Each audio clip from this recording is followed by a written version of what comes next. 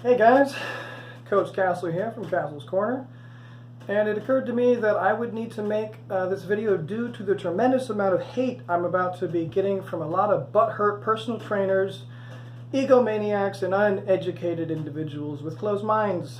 So, I should be clear about why I have such distaste and no respect for most personal trainers. So, the first thing I should say is that I'm not a personal trainer. I was years ago. Now it's simply another tool I use to help my clients. I do many more things than simply personal training. This is my root problem with personal trainers.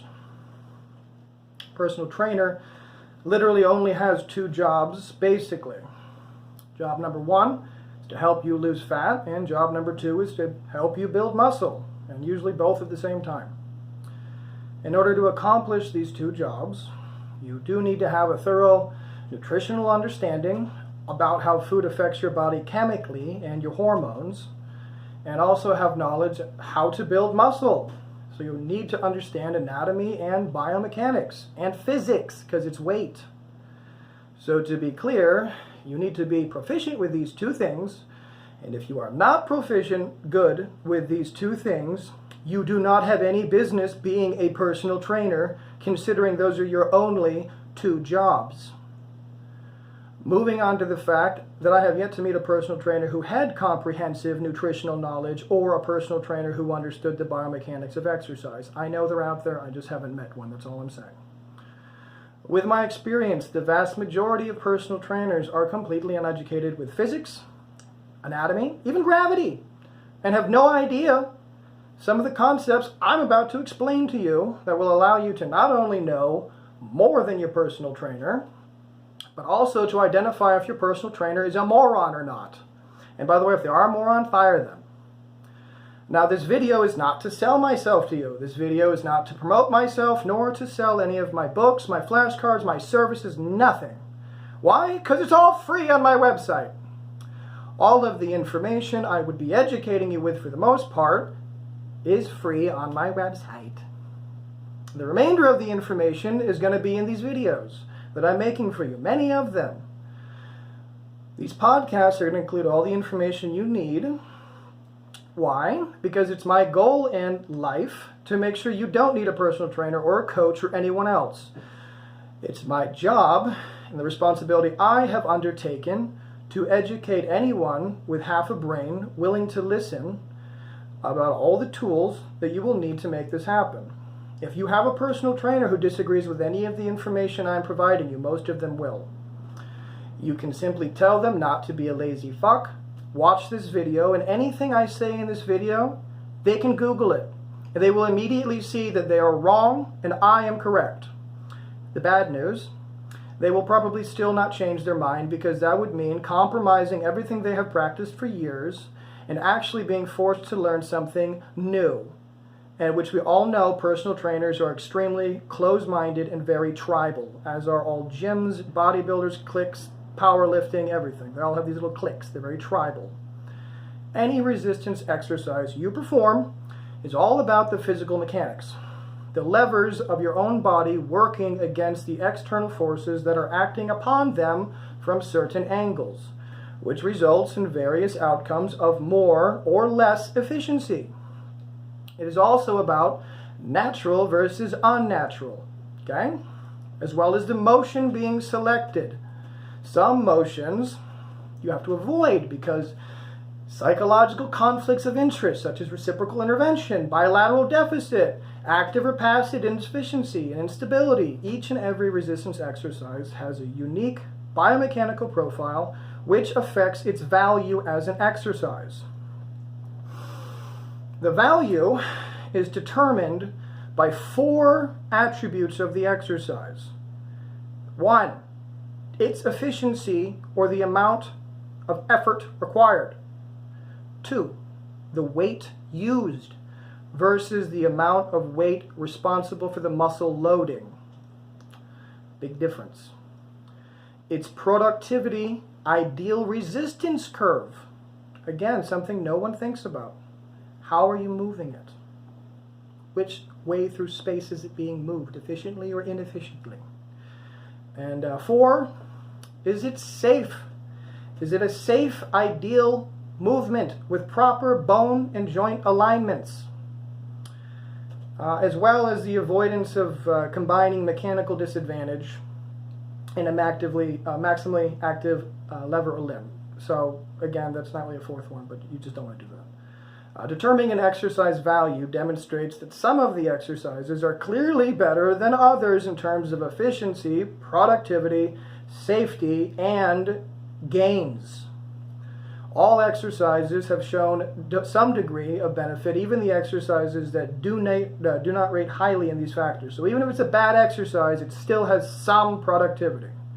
The wisest approach, however, is to select only the exercises that have the most benefit, the most efficiency, the most growth, and the least pain, the ones that are the most effective, the most productive, and also have the least risk of injury.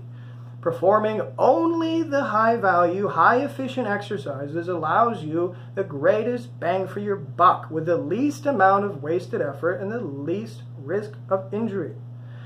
An exercise that allows the operating lever of the target muscle to move directly towards that muscle's origin is more efficient than an exercise that moves an operating lever of the target muscle in a direction other than towards the muscle's origin. So only pull towards the origin, not the other way. Dynamic muscle contraction is better than isometric muscle contraction. I just covered this in my past video. And also with regards to strength improvement throughout the muscles and the range of motion. Dynamic is always better. There's no point in strengthening it in one particular small place. Isometric contraction only tends to improve strength in just that one little tiny area where you're holding it. Nowhere else, so it's not very helpful. More range of motion is always better than less range of motion. These principles apply to all muscles in the body. Unilateral exercise, independent limb resistance basically, is generally better than bilateral exercise. Bilateral exercise tends to cause bilateral deficit, a slight weakness in the muscles of both sides as compared to unilateral exercise or only training one limb at a time. Furthermore, unilateral exercise is likely to produce cross-education. So basically, if you train your right arm, your left arm gets a little benefit too. That's why if you have an injury in your left arm, you keep training your right. Exercises that provide alignment between the direction of resistance in the direction of motion, as well as the origin and insertion of the target muscles, are generally better or more effective than exercises that do not provide this alignment. Exercises that allow you to target muscle to be positioned directly opposite the direction of resistance, i.e. the line of force opposite position loading, are better or more efficient than exercises in which the target muscle is not positioned directly opposite the direction of resistance. So again, being very precise with your muscle loading. Exercises that are early phase loaded are generally better than exercises that are late phase loaded. If mechanical disadvantage occurs during an exercise, it would need to be factored into this analysis. Exercises that are performed with deliberate muscle contractions are generally better than exercises that are performed with momentum. Again, obviously, momentum is swinging, no muscle being used. Given that efficiency is defined as getting the most benefit with the least cost, using momentum causes loss of efficiency because it reduces the resistance to the target muscle. Again, obviously. So if you're swinging a weight, you're an idiot. If you're moving a weight rapidly, you're an idiot. Stop doing it. So these things I just covered. The reason I covered them kind of quickly, guys, I know you can pause the video and go through slowly if you like to, but the reason I covered them quickly is because this video is just to shut up the personal trainers who don't know what they're talking about, to shut up the coaches who don't know what they're talking about. If you have a personal trainer or a coach who disagrees with me, have them watch this video and then Google any of the information I just laid out for you. The odds are extremely high they have no idea what a single one of those things that I just said was. They have no idea what exercises they're doing and for what reason they're doing the exercises. I am making small clip videos breaking down every single exercise I can think of on this scale of efficiency versus inefficiency. All exercises are productive or not productive. There's a scale, okay? So like 1 to 100 of productivity. The ones that are the most effective, the best exercises to build your muscles, well, there's only 23 of them. Why do I know that? Is because they are the best for each muscle group, and you only need one proper exercise for each muscle group. I've covered this in almost every video I've made. And I'd like to stress the fact, guys, I would like to make other videos, not just talking about biomechanics and exercise. I know you guys like these topics, but I mean, there's a lot more to life than this. This is very easy to understand. Another problem I have with personal trainers and coaches, you're just fucking lazy. Biomechanics is very easy to understand. It's very easy to learn. So is nutrition. If you haven't taken the time to learn these two things, you have no business being a personal trainer. You have no business selling your programs. You have no business injuring these people and stealing their money. And you certainly have no business telling me I don't know what I'm talking about. I do. I surpassed you long ago.